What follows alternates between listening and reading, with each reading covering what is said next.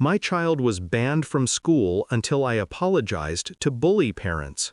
So I quietly brought one man into that office. They told me my son wasn't welcome anymore, not until I apologized. I sat there in the principal's office, still smelling the antiseptic sting of school corridors. My hands rested on my lap, calm, deliberate, while inside a quiet storm gathered weight. The woman across from me, Principal Anita, smiled with professional pity. "You need to understand, Mrs. Mara, your son hit another child. The other parents are very upset." "Hit?" I repeated, voice low, detached. "He defended himself." Her lips tightened. "Still, we must follow policy. The father, Mr. Khanna, is a board member. Unless you issue a formal apology, we'll have to suspend Arav indefinitely." A pause. A calculated breath. The sound of fluorescent lights humming above. She didn't know what that word, apologize, meant to me. Not after what they'd already taken from my boy. I looked at the window. Outside, I saw him standing near the playground fence. His small fists clenched, his uniform wrinkled, eyes red from holding back tears. I smiled faintly. "All right," I said softly. "If that's what it takes, I'll apologize."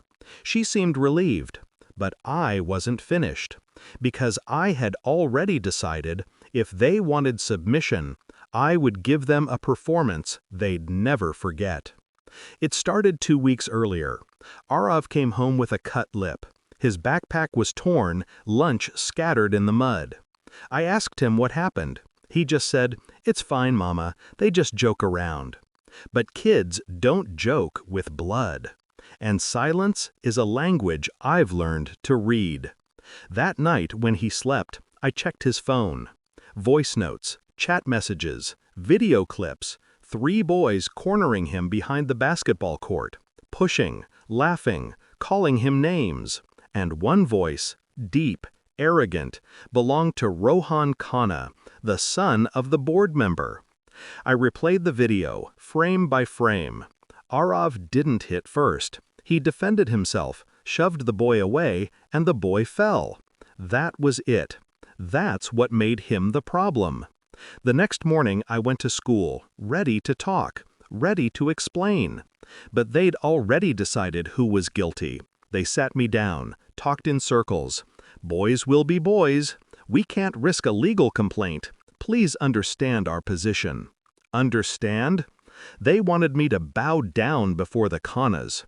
That night I stared at my reflection in the kitchen window. My own eyes looked foreign, empty but alert. I thought about Arav's small hand clutching my sleeve, whispering, "Why do bad people never get punished?" That was the night I made a call. Not to the school, to someone else. Someone I hadn't spoken to in years. His name was Raghav. We met long before my marriage, back when he was a journalist, and I believed truth could save the world. We hadn't spoken in 7 years, but he picked up on the first ring. His voice was still low, deliberate. "It's been a while." "It has," I said. "I need help." I told him everything. The bullying, the cover-up, the demand for an apology. I didn't cry, I didn't need to. He listened in silence, then asked, "Do you want justice or exposure?" "Both." The next few days blurred into quiet precision. I kept my face neutral at school drop-offs, smiled when I had to, pretended to negotiate. Meanwhile, Raghav was digging. He found documents, donations the Khanna family made to the school under their company name, board member privileges, records showing certain grades adjusted for their son, and one file, a complaint from another parent that mysteriously disappeared. Every night, Raghav sent me more. Every morning, I rehearsed my apology. The more I smiled in public, the colder I felt inside. By Friday, I had what I needed. Screenshots, recordings, proof of corruption buried beneath PTA meetings and charity fundraisers. And I had one last thing. A video from the school CCTV. Raghav managed to access it through a friend. It showed the real scene. Rohan Khanna hitting Arav first, 3 times, before my son defended himself. The system wasn't protecting bullies, it was built by them. Monday morning, the Khannas arrived first. The father in his navy suit, sunglasses on even indoors. The mother draped in diamonds and indignation. They sat across from me, whispering like royalty inconvenienced by peasants. Principal Anita stood between us like a referee. Mrs. Mera, please, let's end this gracefully. Gracefully. What a beautiful word for hypocrisy. I nodded, pulled out my phone, and placed it on the table.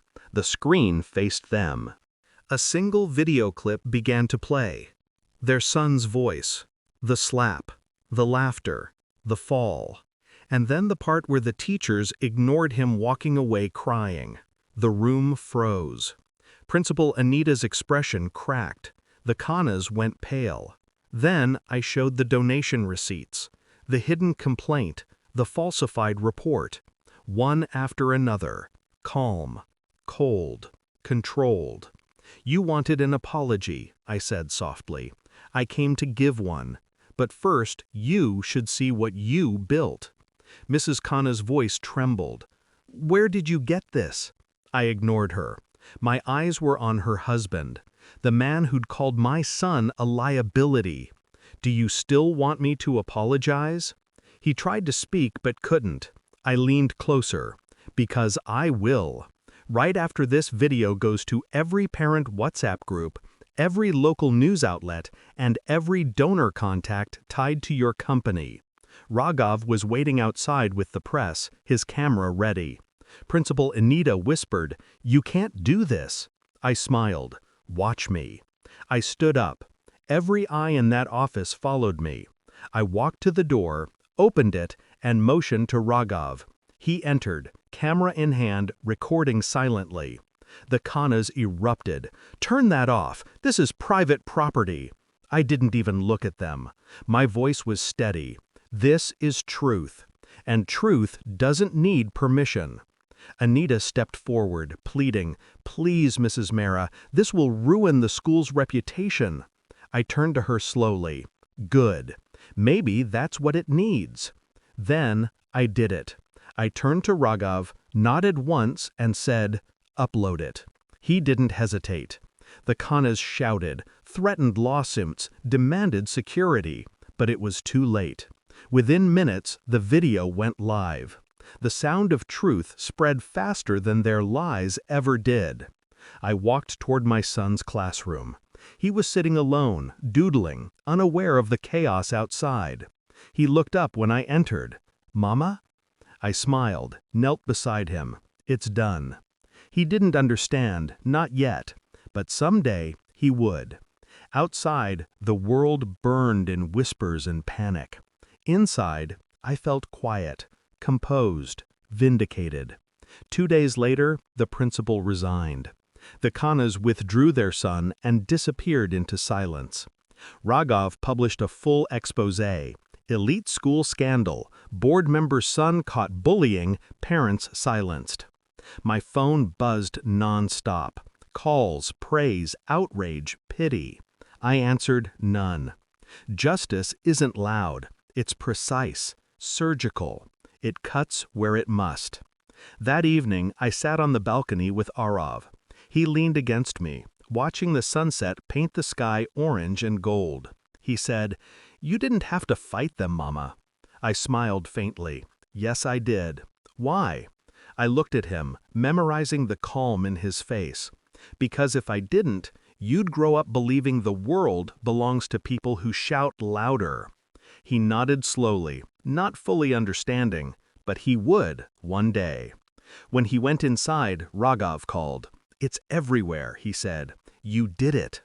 "No," I replied quietly. "We just told the truth." A long pause. Then his voice softened. "You still sound the same." For the first time in years, I allowed myself a small, real smile. "So do you." We said nothing else. We didn't need to. I looked at the sky again. The wind moved softly through the trees.